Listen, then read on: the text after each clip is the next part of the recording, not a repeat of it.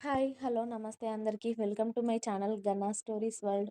ఇప్పుడు మనం చెప్పుకోబోతున్న story 'my bad boy' episode 148. "ఎలా ఉన్నావు తల్లి" అని అడిగారు సంధ్య గారు వేదని దగ్గరికి తీసుకొని. "నేను బాగున్నాను పిన్ని, మీరెలా ఉన్నారు" అని వెళ్ళి ఆవిడ పక్కన కూర్చొని మాట్లాడుతూ ఉంటే, సంజయ్ గారు, శ్రావణి, సమీర అందరూ వేదతో మాట్లాడిన తర్వాత రుద్రతో కూడా మాట్లాడారు. "హాయ్ పెద్ద బావగారు, ఎలా ఉన్నారు మీరు" అని అడిగింది సమీర. బావున్నారా అని చెప్పాడు రుద్ర. మన శ్రావణి పాపకు రుద్రని చూస్తే కాస్త వణుకు కాబట్టి, బావున్నారా బావగారు అని అడిగింది కాస్త మెల్లిగా తల కిందికి వంచేసుకొని. హా శ్రావణి, ఐయామ్ గుడ్ అని ఇక అతడు అక్కడ ఉంటే వాళ్ళు ఫ్రీగా ఉండలేరు ఏమో అనుకొని సైలెంట్‌గా కాస్త వర్క్ ఉంది మమ్మీ, నేను నా రూమ్‌లోకి వెళ్తున్నాను అని చెప్పి రుద్ర పైకి వెళ్ళిపోయాడు. ఇక సంజయ్ గారు కూడా, "సంధ్య, నాకు కాస్త పనుంది. మీరు అమ్మాయితో కాసేపు మాట్లాడండి. నేను ఒక గంట తర్వాత నా పని చూసుకొని వస్తాను" అని ఆయన కూడా బయటకి వెళ్ళిపోయారు. ఇక ఆడాళ్ళందరూ కూర్చొని ఒక దగ్గర ముచ్చట్లు పెడుతూ ఉంటే, అప్పుడే శౌర్య నుండి మెసేజ్ వస్తుంది శ్రావణి పాపకి. "ఏం చేస్తున్నావు పాప? ఎక్కడున్నావు" అని.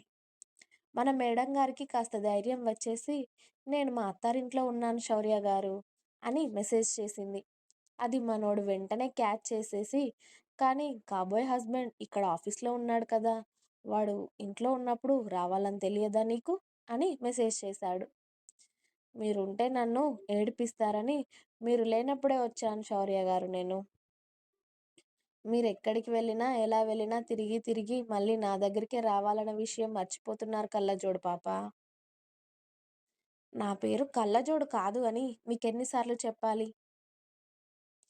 మీరెన్ని సార్లు చెప్పినా నేను అలానే పిలుస్తాను కానీ, ఇప్పుడు నువ్వు ఆ బుంగమూతి పెట్టకు. దగ్గర కూడా లేను ఆ మూతిని ముద్దు పెట్టుకుందామంటే. సిగ్గులేదు శౌర్య గారు. ఎప్పుడు ఇలానే మాట్లాడతారు మీరు. నేనెప్పుడు ఇలా మాట్లాడానే? నీకు పెట్టిందే 2 సార్లు ముద్దు. దానికే పైకి పోయేలా ఆయాసపడ్డావు. ఇంకా ఎక్కడ సరిగ్గా నన్ను ముద్దు పెట్టుకొనిచ్చావే నువ్వు? ఛీ! ఛీ! శౌర్య గారు, నిజంగానే మీకు సిగ్గే లేదు తెలుసా? తెలుసు నాకు ఆ విషయం. శౌర్య రిప్లైకి కోపంగా ఉన్న ఇమేజెస్ పంపించింది శ్రావణి. నీకంత కోపం సూట్ అవ్వదులే పాపా కానీ, ఇంతకీ ఏం చేస్తున్నారు అందరూ? భోజనం చేశారా? అంకుల్ కూడా వచ్చారా? అని అడిగాడు శౌర్య. ఆ! మమ్మీ, డ్యాడీ, చెల్లి, నేను నలుగురం వచ్చాం. కానీ డ్యాడీ ఇప్పుడే బయటికి వెళ్లారు. ఏదో పనుందని. మళ్ళీ వస్తాను అని చెప్పి. అయితే నేను వచ్చే వరకు అక్కడే ఉండవే మా మమ్మీ గారి కోడలు పిల్ల అన్నాడు శౌర్య. మీరు వచ్చే వరకు నేనిక్కడే ఉంటే మీరు ఇంత అల్లరి చేస్తారో నాకు తెలుసు కాబట్టి, మీరు వచ్చేసరికి నేను ఇంటికి వెళ్ళిపోతాను కదా శౌర్య గారు. ఇప్పుడు తమరు ఇంటికి వెళ్ళినా, రేపు నాతో పెళ్లి అయ్యాక వచ్చేది మా ఇంటికే, తర్వాత ఉండేది నా రూమ్‌లోనే అన్న సంగతి మీరు మర్చిపోతే ఎలా కళ్ళజోడు?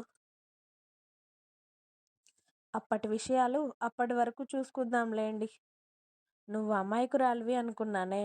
కానీ నిజంగా నువ్వు చాలా పెద్ద కంచు అని ఇప్పుడిప్పుడే అర్థమవుతుంది నాకు. నీ సంగతి ఇప్పుడు కాదు, నా చేతికి దొరికినప్పుడు చెప్తాలే రాక్షసి. వర్కుంది నాకు. బాయ్. ఈవినింగ్ కాల్ చేస్తా. సరే. బాయ్ శౌర్య గారు. ఇంతకీ భోజనం చేశారా? లేదు, తినాలి. అదిగో చరణ్ కూడా వస్తున్నాడు. ఇద్దరు కలిసి తింటాంలే. మీరు కూడా భోజనం చేయండి. టైం చాలా అవుతుంది అని శౌర్య మెసేజెస్ కట్ చేసి, చరణ్ రాగానే ఇద్దరు అన్నాతమ్ముళ్ళు కలిసి లంచ్ చేయడం మొదలుపెట్టారు. ఇక సంధ్య, మీనాక్షి గారు మాటల్లో పడిపోతే, శ్రావణి వేద పక్కన కూర్చొని, "ఇప్పుడెలా ఉందక్కా? బుడ్డోడెలా ఉన్నాడు" అని వేద కడుపు మీద చెయ్యి వేసింది. "హ్మ్. చాలా బావున్నాడు. వాడికి పిన్నిలు ఎప్పుడెప్పుడు బాబాయిలను పెళ్లి చేసుకొని ఇంటికి వస్తారా అని ఎదురు చూస్తూ కూడా ఉన్నాడు. వాడు వచ్చేసరికి మీకు పెళ్ళిళ్ళయి ఇంట్లో ఉన్నారనుకోండి, వాడిని పట్టుకోవడంలో నాకు చాలా హెల్ప్‌ఫుల్‌గా ఉంటుంది కదా! అందుకే వాడు పుట్టేసరికి మీ ఇద్దరూ ఇక్కడికి రావాలి అని చాలా బలంగా కోరుకుంటున్నానమ్మా నేను" అంది వేద. "చిన్న బావగారిది, అక్కది అంటే అవుతుందిలే అక్కా పెళ్ళి. కానీ చెర్రీది, నాది అంటే చాలా లేట్ అవుతుందిలే. ఇంత త్వరగా వీళ్ళు పెళ్లి పెట్టుకోవాలి. మళ్ళీ అంత త్వరగా మా పెళ్లి పెట్టేసుకుంటారా? మా పెళ్ళికి ఇప్పుడే అంత తొందర ఏం లేదులే అక్క అని అంది సమీర. అయితే చక్కగా ఇద్దరు పెళ్ళిళ్ళు ఒకేసారి చేసుకోవచ్చు కదా అని అంది వేద. అమ్మో! అలా వద్దక్కా. అసలే మీ పెళ్లి కూడా నార్మల్‌గా అయిపోయింది. ఇప్పుడు మా పెళ్లి కూడా ఒకేసారి జరిగిపోయింది అనుకో, నేను వీళ్ళ పెళ్ళికి ఎంజాయ్ చేసినట్టు ఉండదు. ఒకరి పెళ్లి ఒకరు చూసినట్టు కూడా ఉండదు. ఎంజాయ్ చేసినట్టు కూడా ఉండదు. కాబట్టి చిన్న బావగారు, అక్క పెళ్ళైన తర్వాత వాళ్ళ పెళ్ళికి ఫుల్లుగా ఎంజాయ్ చేసి, ఆ తర్వాత మా పెళ్ళికి కూడా ఫుల్ ఎంజాయ్ చేయాలి. నాకంటూ ఒక ప్లాన్‌లు, ఐడియాలు బోలెడున్నాయిలే. మనము ముందు వీళ్ళ పెళ్లి ఎంజాయ్ చేశాక, మా పెళ్ళికి ఎంజాయ్ చేద్దాం. ఓకేనా? అని నవ్వుతూ అంది సమీర. హ్మ్. సరే.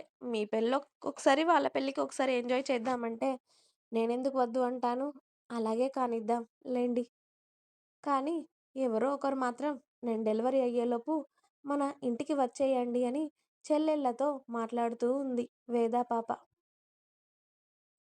రుద్ర వర్క్ చేసుకుంటూ ఉండగా జీవన్ నుండి కాల్ రావడంతో లిఫ్ట్ చేసి, చెప్పరా, నేనే నీకు కాల్ చేద్దామనుకుంటున్నాను. ఫ్రీగా ఉంటే ఇంటికి రా, మాట్లాడాలి అని అన్నాడు రుద్ర. "హ్మ్. నేను అందుకే కాల్ చేశానురా, మీట్ అవుదామని. ఓకే, ఫ్రీగా ఉన్నాను అంటున్నావు కదా, వస్తున్నా" అని చెప్పి స్టేషన్ నుండి డైరెక్ట్‌గా వాళ్ళ ఇంటికి స్టార్ట్ అయ్యాడు జీవన్. జీవన్ ఇంటికి వెళ్ళగానే ఆడవాళ్ళందరూ హాల్‌లో కనిపించగానే, "హాయ్ ఆంటీ, హాయ్ రా వేదుగా" అని ఆల్రెడీ సమీర కాస్త పరిచయం ఉండడంతో, "హాయ్ రా" అని అన్నాడు. "హాయ్ అన్నయ్య" అని సమీర, వేద పలకరించగానే, "తిను అక్క శ్రావణి, తను అమ్మ అన్నయ్య" అని పరిచయం చేసింది సమీర. "హలో అండి, హాయ్ రా" అని శ్రావణిని కూడా పలకరించి, "నేను రుద్ర దగ్గరికి వెళ్తున్నాను" అని చెప్పి జీవన్ రుద్ర రూమ్‌కి వెళ్ళిపోయాడు. "ఈ టీవీలో చూపిస్తున్నదంతా నిజమేనా రిషి? వాడు బాంబ్ బ్లాస్ట్‌లో చనిపోయాడా?" అని అడిగాడు శేషు చాలా రోజులు హాస్పిటల్‌లో ఉన్న తర్వాత ఇంటికి వచ్చి.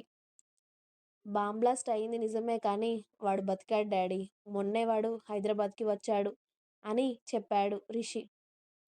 ఛ! వాడు నిజంగా అందులో చనిపోయినా బాగుండేది అనుకుని, అయినా వాడిని మన చేతులతో చంపితే కానీ నాకు, నా కొడుకు ఆత్మకి సంతోషం ఉండదు. వాడు మన చేతుల్లోనే చావాలి. నిన్ను పిలిపించింది అందుకే కదా!